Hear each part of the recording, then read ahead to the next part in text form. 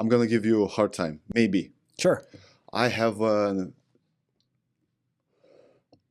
hard time with one argument. Yeah. For instance, you do the ultrasound, and you know for sure it's going to be a problem with the child. Sure. Yeah, I can help you out here. What's next? Yeah. So first, define the child. What define the problem with the child? Is it like say it's not going to survive? It's gonna survive, but it's going to be he's going to have a handicap for the rest of his life. Okay, I'll further complicate the issue. I'll steel man your argument. Say not only is this child not is terminal, not only is this child terminal, but then also it could really high probability it could actually harm mom. Mom would die during childbirth. Yes. Right. Okay. So mom's already pregnant. She's Yes. pregnant with the child. Yes. 12 weeks gestation, 8 weeks gestation, whatever example you want to give, right? Yeah. It's old enough to where we do this ultrasound. Let's go 20 weeks. Oh my gosh. Sure. Well, just for argument's sake, let's do even before that, because most people think a child is less valuable somehow at 6 weeks, right? So say we do a scan at 6 or 7 to 8 weeks, and not only is this baby have anencephaly or something like that, or and it's going to die, but it could potentially have a dangerous, life-threatening condition for mom. Yes. Okay, so the important thing here is we have to define what abortion is, okay?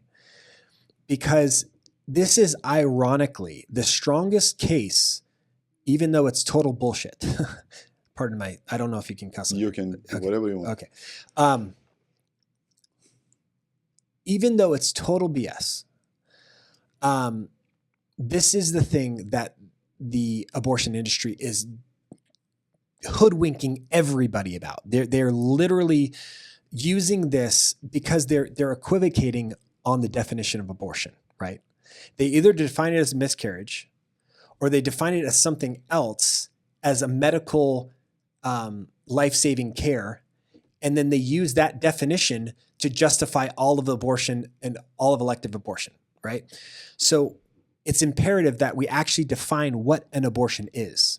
Let's take my example. In my opinion, Sure. abortion is killing. So I would say abortion is the intentional killing of an unborn Yes. child, right? Intentional is important, because an ectopic pregnancy, right? The baby isn't viable, right? Viable in the sense that it's going to die. Yes. Okay. And not only is it going to die, it's going to kill mom. Yes. So I have two patients. I have mom Yes. and baby. Yes. I can't save baby You can't. because there's no technology now to take the baby and implant it, right? Yeah. Because ectopic pregnancy, for those who don't know, the embryo that's fertilized basically travels through the fallopian tube, and it's about to implant onto the uterus in order to start growing, and eventually get delivered. But it gets stuck in that fallopian tube, and then it grows and grows. It bursts the fallopian tube and can cause uncontrolled hemorrhaging. And I did a rotation real quick in Africa.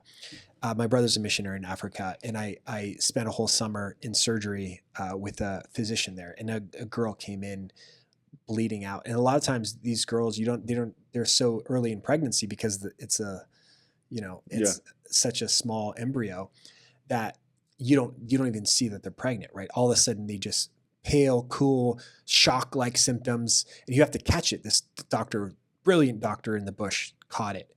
And this woman's just bleeding internally. I actually scrubbed in and helped him repair this ectopic pregnancy. And you have to literally go in and suture up the fallopian tubes because it just causes massive hemorrhaging inside. So I got the privilege of being able to save this woman's life, but then also help this surgeon and scrubbing in and helping him do this, cut her open and save her life, gave her IV blood transfusions, the whole thing. But in this case, we can't save the baby and mom, but that's not an abortion, right? That's not an abortion. That's not. But if the baby is They okay, would define that as abortion. And they would say women are going to die unless we protect the right to reproductive health care, unless we have the right to abortion. So they redefine the terminology of abortion to justify all of abortion by having an incorrect definition. I don't want to ban that because that's not an abortion. Abortion is the intentional killing of an unborn child. yes, Right? So a woman who has cancer and gets chemotherapy if she's pregnant, that's not an abortion.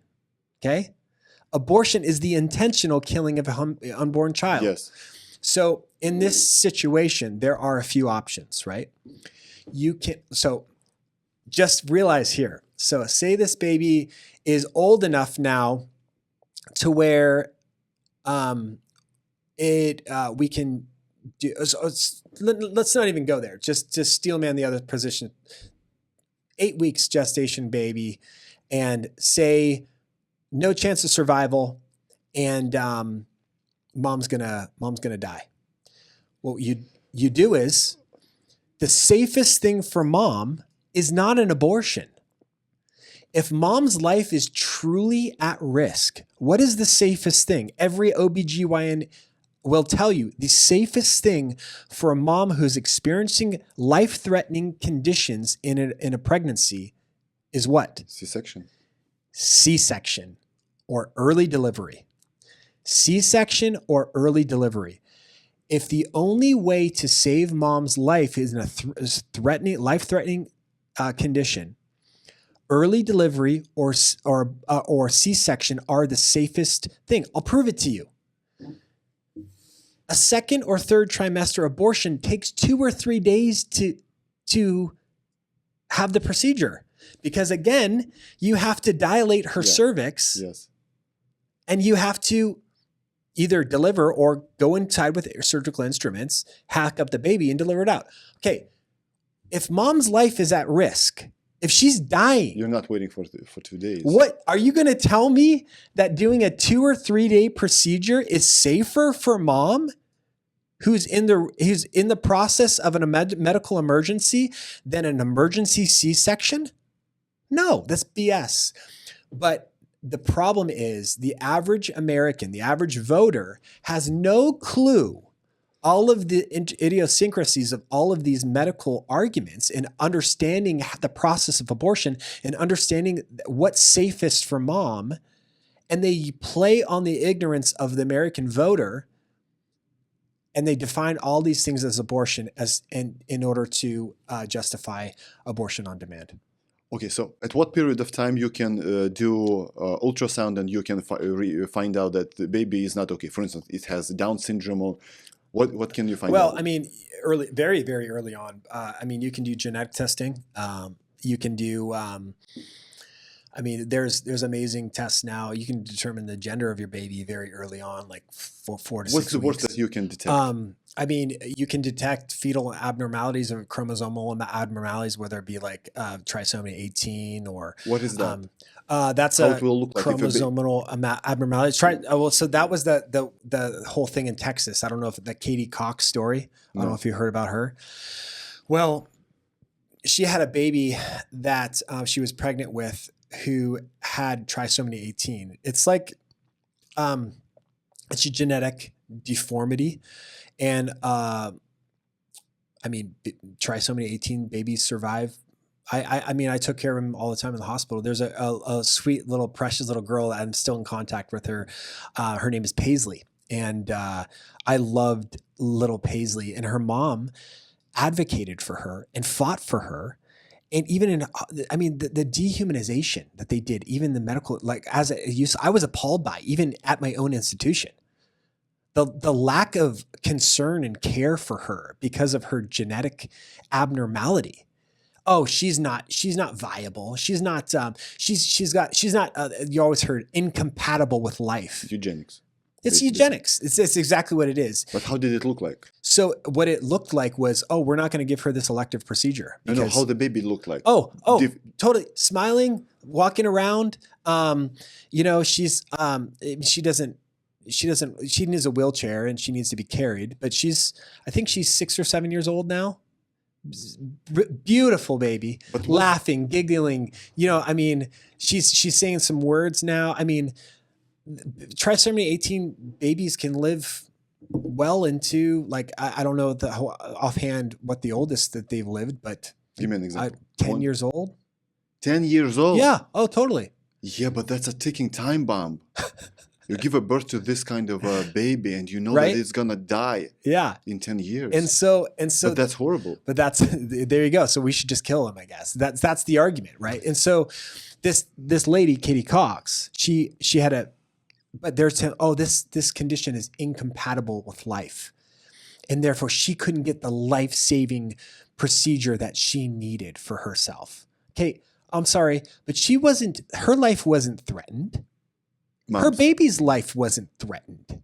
Her baby could have lived well into 6, 7, 8 years. She could have gotten so emotionally, even just steel manning the emotional argument. What's better for the healing of a mama who's got a baby who's just got a terminal illness? Should that baby's life be ended through natural means in the loving arms of its mama, or being violently dismembered by an abortionist's tools? But you're seeing this for 10 years. What's the worst thing that you can detect via ultrasound? The worst thing for a human baby? Probably anencephaly. I mean, What is that? How it will look? the partially, like the brain is very partially undeveloped. It's basically non-existent. Okay, so let's take this example. At 8 weeks, you get to know that encephalite is with your baby. So I have no answer to this argument. So what now? You know for sure that this Yeah. baby, if he or she gets born, So you it's gonna suffer. you give the baby a chance to live, right? We don't so anytime, it's such a slippery slope, because anytime you grant the state the right to kill a human being, there is no end.